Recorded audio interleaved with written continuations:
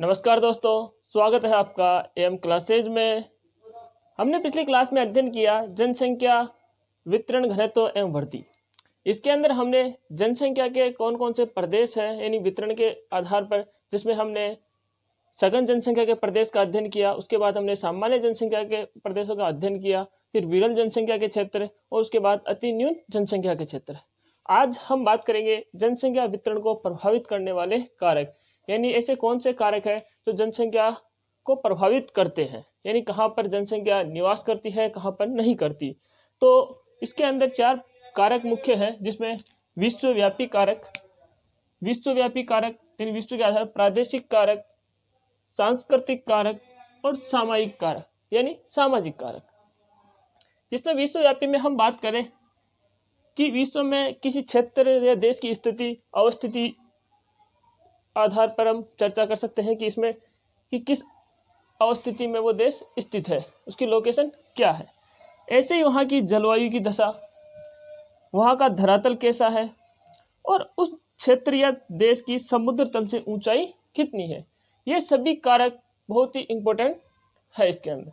फिर हम बात करते हैं प्रादेशिक यानी प्रदेश के आधार पर उस प्रदेश की भूमि की बनावट कैसी है, वहाँ पर जलापूर्ति है या नहीं है, यानी जल के संसाधन प्रॉपर रूप से है या नहीं है, वहाँ की मिट्टियाँ कैसी है, यानी वहाँ की मिट्टी कैसी है, किस प्रकार की खेती हो सकती है। वहीं वनस्पति की बात करें तो वनस्पति वहाँ पर किस प्रकार की है। फिर खनिज संसाधन वहाँ पर है या नहीं है, क्योंकि जो जनसंख्या निवास करेगी वो खनिजों के इर्द गिर्द ही निवास करेगी, क्योंकि वहाँ उनको रोजगार उपलब्ध होंगे। वहाँ पर शक्ति के संसाधन है या नहीं है। फिर हम बात करें सांस्कृतिक कारक की, कि सांस्कृतिक कारकों की हम बात करें तो वहाँ की आर्थिक अवस्था कैसी है, यानी उस क्षेत्र की या आर्थिक अवस्था कैसी है, उन्नति के स्तर है या नहीं है, यानी वो क्षेत्र उन्नति कर सकता है या नहीं कर सकता, वहाँ पर किस प्रकार के उसके पास रिसोर्स संसाधन है, किस प्रकार के स्तर है। वहाँ की राजनीतिक स्थिति, वहाँ की राजनीतिक स्थिति कैसी है, मनोवैज्ञानिक दृष्टिकोण किस प्रकार का है वहाँ का, और वहाँ परिवहन के साधन है या नहीं है। तो ये डिपेंड करता है कि वहाँ पर परिवहन के साधन भी है या नहीं है। और फिर उसके बाद व्यापार भी है कि वहाँ पर व्यापार अगर कहीं भी होगा तो वहाँ पर रोजगार के अवसर उपलब्ध होंगे और वहाँ पर आबादी बढ़ेगी। फिर उसके बाद हम बात करते हैं सामायिक कारक या सामाजिक कारक। इसके अंदर हम बात करें कि जहाँ भी मनुष्य रहता है उसके लायक वहाँ पर अनुकूल वातावरण है या नहीं है रहने लायक, या फिर वहाँ की पारस्परिक निर्भरता कैसी है, यानी पारस्परिक निर्भरता है या नहीं है। और वहाँ पर धर्म की बात करें, कोई भी लोग कहीं भी रहना चाहिए तो वो अपने धर्म के लोगों में ही निवास करना चाहता है। सामाजिक मान्यता, कि हर व्यक्ति अपनी सामाजिक मान्यता रखता है, क्योंकि हर अपने हिसाब से रहना चाहता है कि वहाँ पर जहाँ पर वो निवास करे वहाँ पर उसका कल्चर मिलता है या नहीं मिलता है। और उसके बाद सामाजिक संरचना, यानी यह भी इसमें एक इम्पोर्टेंट है सामाजिक कारक में। तो ये थे मुख्य कारक इसमें जिसकी हमने चर्चा की। अब हम बात करते हैं जनसंख्या महासमूह की, जनसंख्या समूह की।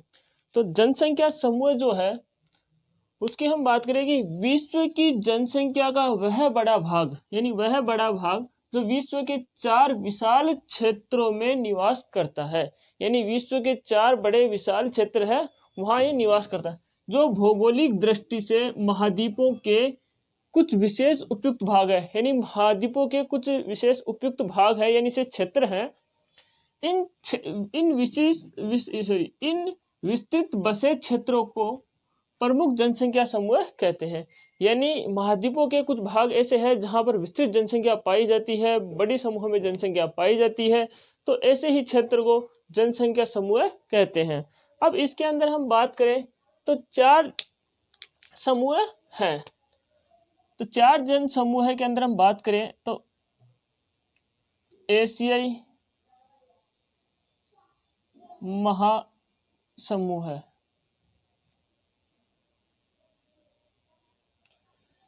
दूसरे नंबर पे हम बात करें यूरोप महासमूह है,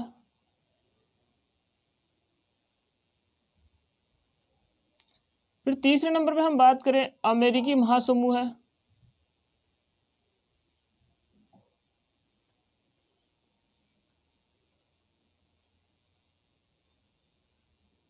और फिर अंतिम और फोर्थ की हम बात करें, अफ्रीकी महासमूह है।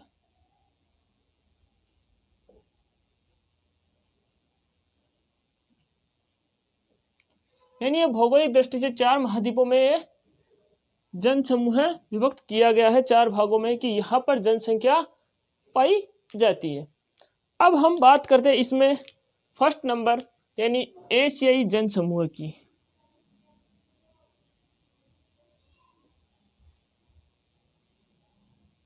एशियाई महासमूह की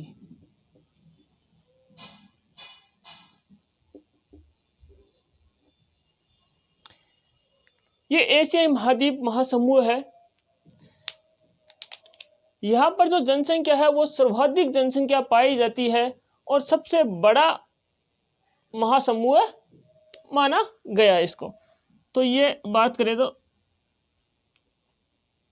सर्वाधिक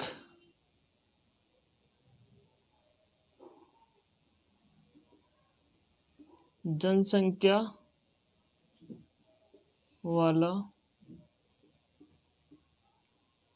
जनसमूह, फर्स्ट नंबर का जनसमूह और सर्वाधिक जनसंख्या वाला जनसमूह कौन सा है? एशियाई जनसमूह। फिर इसी के अंदर हम बात करें तो एशियाई जो महाद्वीप की जो जलवायु है वो मानसूनी जलवायु है, यानी इस पूरे क्षेत्र की जलवायु जो है मानसूनी जलवायु है, इसलिए इस क्षेत्र को मानसूनी एशिया भी कहते हैं। तो यहाँ की जलवायु कैसी है? मानसूनी।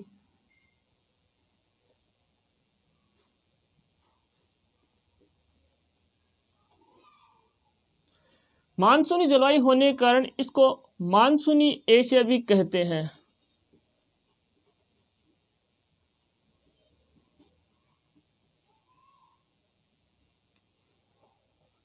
अब इसी में हम बात करें कि मानचित्र पर इसकी लोकेशन क्या है, यानी कितने अक्षांशों के बीच में ये स्थित है एशिया। तो ऐसे हम बात करें तो मानचित्र की हम बात करें तो ये 10 डिग्री उत्तरी अक्षांश से 40 डिग्री उत्तरी अक्षांश के मध्य, यानी 10 डिग्री उत्तरी अक्षांश से 40 डिग्री उत्तरी अक्षांश के मध्य स्थित है। तो हम यहाँ पर इसकी एक बार बात कर ले। यहाँ आपको मैं समझा दूं, यहाँ पे ये अपनी पृथ्वी है, ये इसके बीच ये 0 डिग्री अक्षांश यानी भूमध्य रेखा,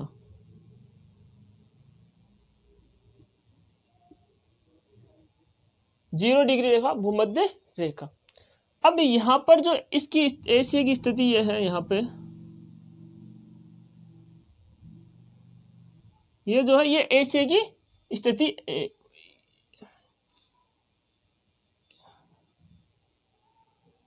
ये जो स्थिति है ये एशिया की स्थिति है। तो यहाँ जो ये है ये 10 डिग्री नॉर्थ यानी उत्तरी अक्षांश, और वहीं हम बात करें तो 40 डिग्री नॉर्थ यानी उत्तरी अक्षांश, यानी इसकी जो स्थिति है 10 डिग्री उत्तरी अक्षांश से लेकर 40 डिग्री उत्तरी अक्षांश के मध्य ये स्थित है। यहीं पर ये एशिया जनसमूह पाया जाता है। फिर हम बात करते हैं कि जनसंख्या अधिक कहाँ कहाँ पर है और सघन कहाँ कहाँ पर है। तो इसके 3 उप प्रदेश है, 3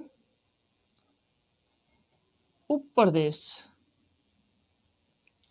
तो इसके जो 3 उप प्रदेश है, हमने पिछली क्लास में पढ़ा था कि सघन जनसंख्या के जो क्षेत्र थे वो वही इसके उप प्रदेश है। तो पहले हम बात करें पूर्वी एशिया,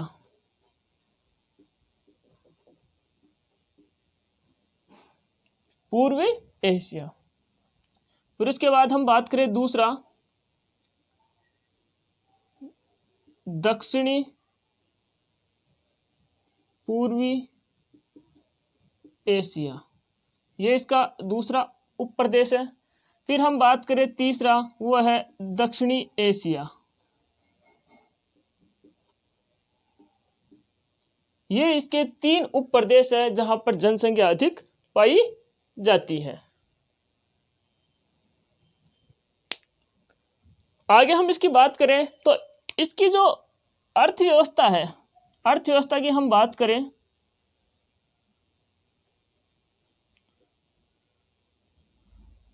तो पूरे एशिया की जो अर्थव्यवस्था है वो कृषि प्रधान अर्थव्यवस्था है। केवल जापान को छोड़कर सभी एशिया महाद्वीप की जो अर्थव्यवस्था है वो कृषि प्रधान अर्थव्यवस्था है। तो अर्थव्यवस्था की बात करें तो कृषि प्रधान,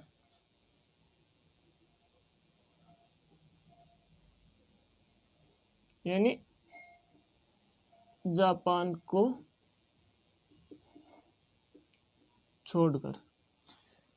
को छोड़कर पूरे महाद्वीप की जो अर्थव्यवस्था है वो कृषि प्रधान अर्थव्यवस्था है।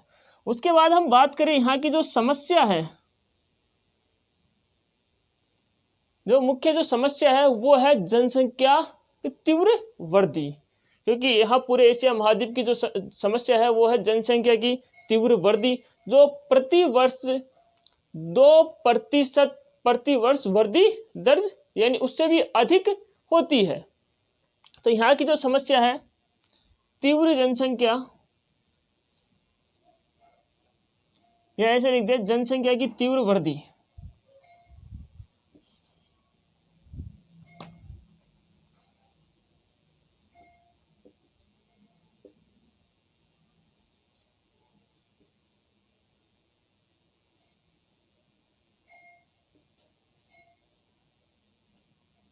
जनसंख्या की तीव्र वृद्धि, या लिख सकते हैं अपन 2% प्रति वर्ष, 2% प्रति वर्ष। फिर अगली हम इसमें बात करें कि यहाँ जो सर्वाधिक जनसंख्या है वो पूरे एशिया महाद्वीप में चाइना की है सबसे अधिक। तो एक नंबर पे चीन और दूसरे नंबर पे भारत। ये पूरे एशिया महाद्वीप में सबसे अधिक जनसंख्या रखते हैं चीन और भारत। और बाकी आप चार्ट के अंदर देख सकते हो कि एशिया महाद्वीप में किस किस देश में कितनी कितनी जनसंख्या पाई जाती है।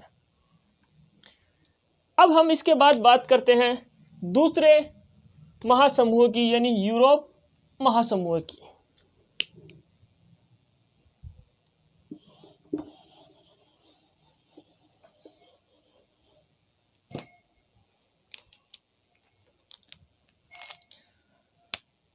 दूसरा अपना महासमूह है यूरोप महासमूह है। यह दूसरा बड़ा महासमूह है, यानी जनसंख्या की दृष्टि से दूसरा बड़ा महासमूह है। तो हम यहां लिख सकते हैं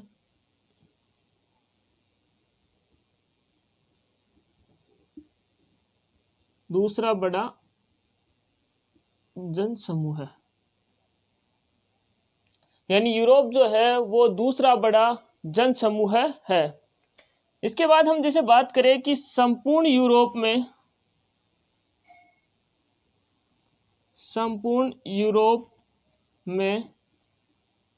रूस सहित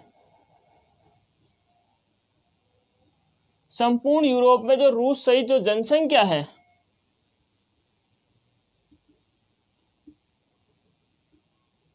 यानी संपूर्ण यूरोप में रूस सहित जो जनसंख्या है वो है 74 करोड़,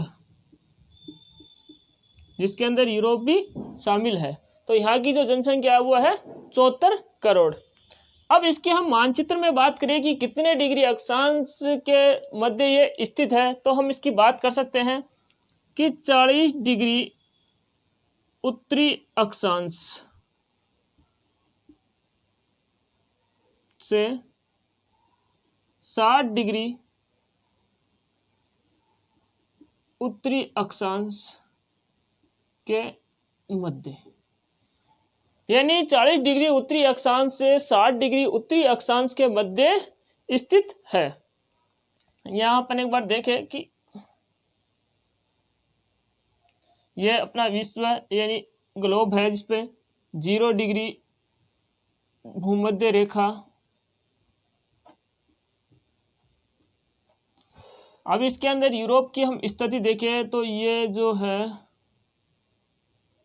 ये यूरोप की स्थिति है। तो ये यूरोप की स्थिति यानी 40 डिग्री नॉर्थ से लेकर 60 डिग्री नॉर्थ तक, यानी 40 डिग्री उत्तरी अक्षांश से 60 डिग्री उत्तरी अक्षांश के मध्य यूरोप महाद्वीप या यूरोप महासमूह स्थित है।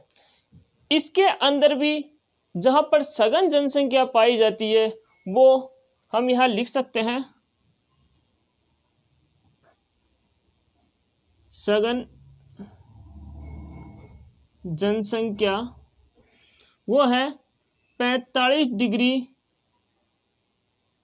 उत्तरी अक्षांश से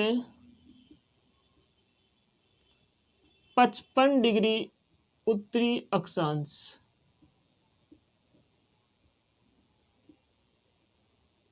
के मध्य, यानी जो यहाँ पर भी सघन जो जनसंख्या है वो 45 डिग्री उत्तरी अक्षांश से 55 डिग्री उत्तरी अक्षांश के मध्य पाई जाती है। फिर हम इसमें बात करते हैं, जो भी ये बता रहा था मैं आपको कि 45 डिग्री उत्तरी अक्षांश से 55 डिग्री, यहाँ पर क्या है, कोयला पेटी है, यानी हम लिख सकते हैं कोयला पेटी के सहारे।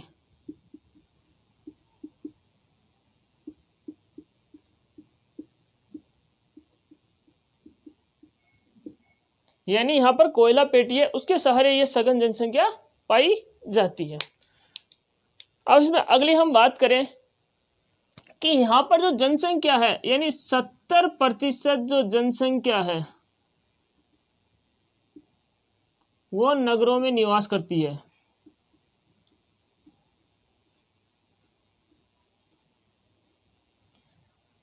सत्तर प्रतिशत जो जनसंख्या है वो नगरों में निवास करती है। और यहाँ पर हम बात करें जो प्रति व्यक्ति आय है वो अधिक है।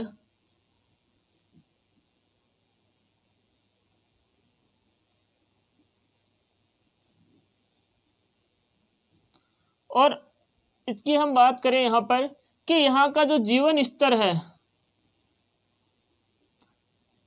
यानी जो लाइफ स्टाइल है इनकी जीवन स्तर वो उच्च है।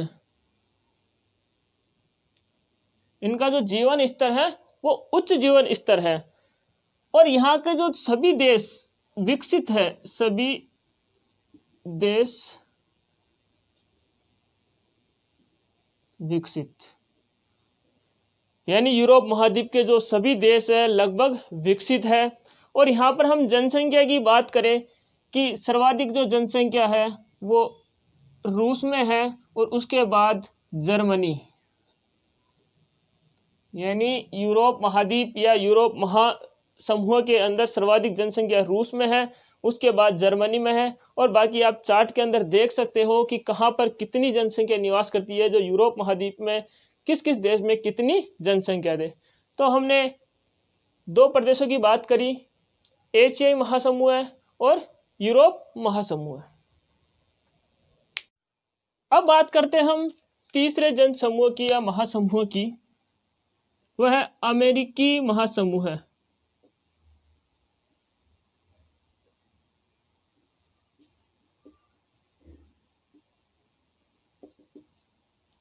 अमेरिकी महासमूह है।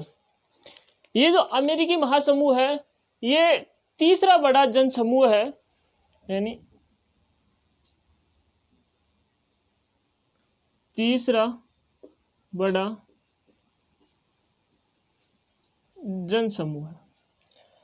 फिर इसके बाद हम बात करें, ये जो जनसमूह है ये नवीन और विकसित जनसमूह है। नवीन एवं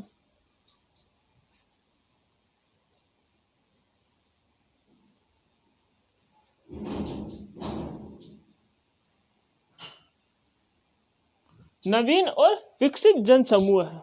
फिर हम बात करें कि इनका जो विकास हुआ है, इस महाद्वीप का जो विकास हुआ है वो यूरोप से आए हुए लोगों से हुआ है, यानी यूरोप से लोग वहां पर प्रवास किए हैं, इनसे हुआ है। तो विकास की हम बात करें, विकास जनसंख्या के प्रवास से हुआ है। यानी जो इनका विकास हुआ है वो जनसंख्या के प्रवास से हुआ है। फिर हम इसकी मानचित्र में हम बात करें कि ये कितने डिग्री अक्षांश और कितने देशांतरों के मध्य स्थित है, तो यहाँ 0 डिग्री भूमध्य रेखा, तो इसके अंदर हम बात करें ये अमेरिका यानी उत्तरी ये अमेरिकी महासमूह की स्थिति है। यहाँ ये 30 डिग्री नॉर्थ से लेकर 45 डिग्री नॉर्थ तक, यानी 30 डिग्री उत्तरी अक्षांश से 45 डिग्री उत्तरी अक्षांश के मध्य स्थित है। और हम यहाँ देशांतर की बात करें तो यहाँ जो देशांतर है वो है 100 डिग्री वेस्ट यानी पश्चिमी देशांतर। 100 डिग्री पश्चिमी देशांतर के जो पूर्व का हिस्सा है वहाँ पर ये जनसमूह है, वहाँ ये जनसंख्या निवास करती है। तो यहाँ हम बात करें 30 डिग्री उत्तरी अक्षांश से 45 डिग्री उत्तरी अक्षांश के मध्य वह 100 डिग्री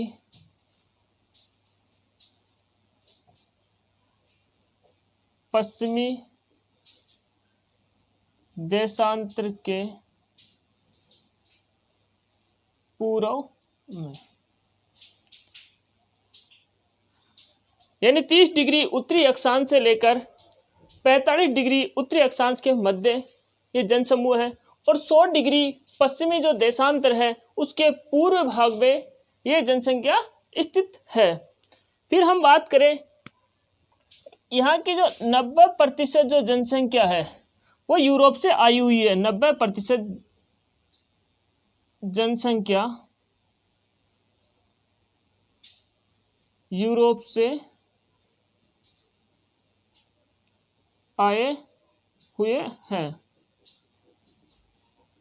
यानी जो 90% यहाँ की जनसंख्या है ये यूरोप से आई हुई जनसंख्या है। फिर हम बात करें कि 75% यानी 75% जो जनसंख्या है वो नगरीय जनसंख्या है।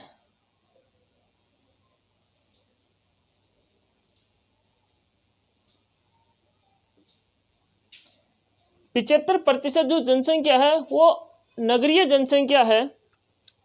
और इसकी हम बात करें कि जो यहाँ की जो जनसंख्या है वो कैसी है, यहाँ की जनसंख्या वृद्धि में नियंत्रण है। जनसंख्या वृद्धि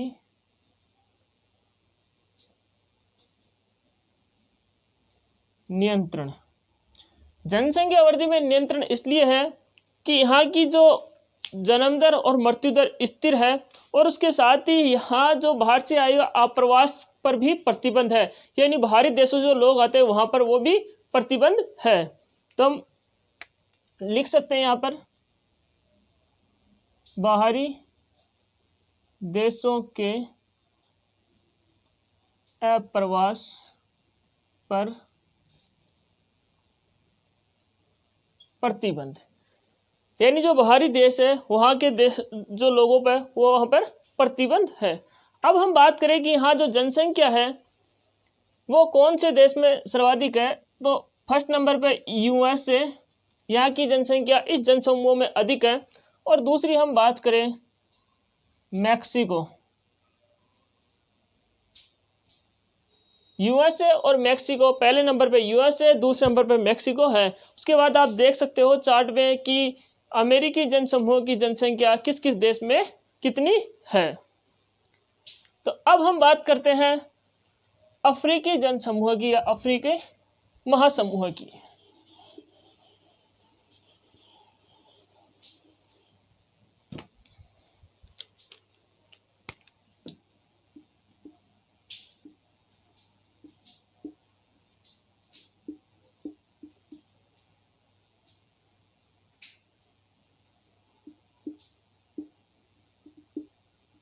अफ्रीकी महासमूह है। ये जो अफ्रीकी महासमूह है, यहाँ की जो जनसंख्या की हम बात करें,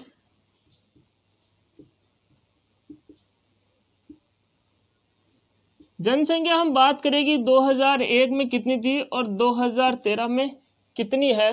तो 2001 में इसकी जो जनसंख्या है वो है 81.8 करोड़, और वहीं हम 2013 की बात करें तो 13 में इसकी जनसंख्या थी 110 करोड़। ये अफ्रीकी महासमूह की यहाँ की जो जनसंख्या है। उसके बाद हम बात कर सकते हैं कि यहाँ जो 70% जो भूभाग है, 70% भूभाग वो निर्जन है, यानी अफ्रीकी महासमूह का जो 70% भूभाग है वो निर्जन है, यहाँ पर जो जनसंख्या नहीं पाई जाती।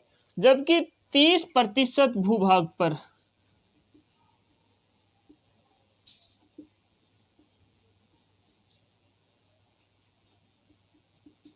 जनसंख्या निवास करती है, यानी 30% भूभाग पर ही जनसंख्या निवास करती है।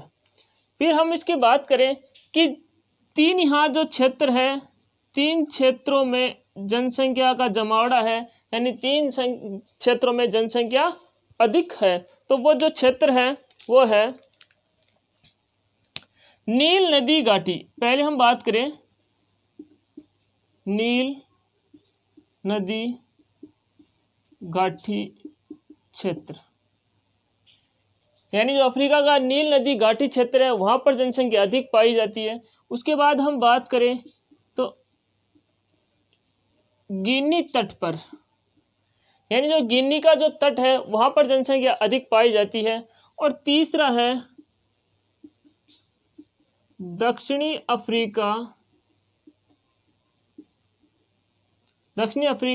का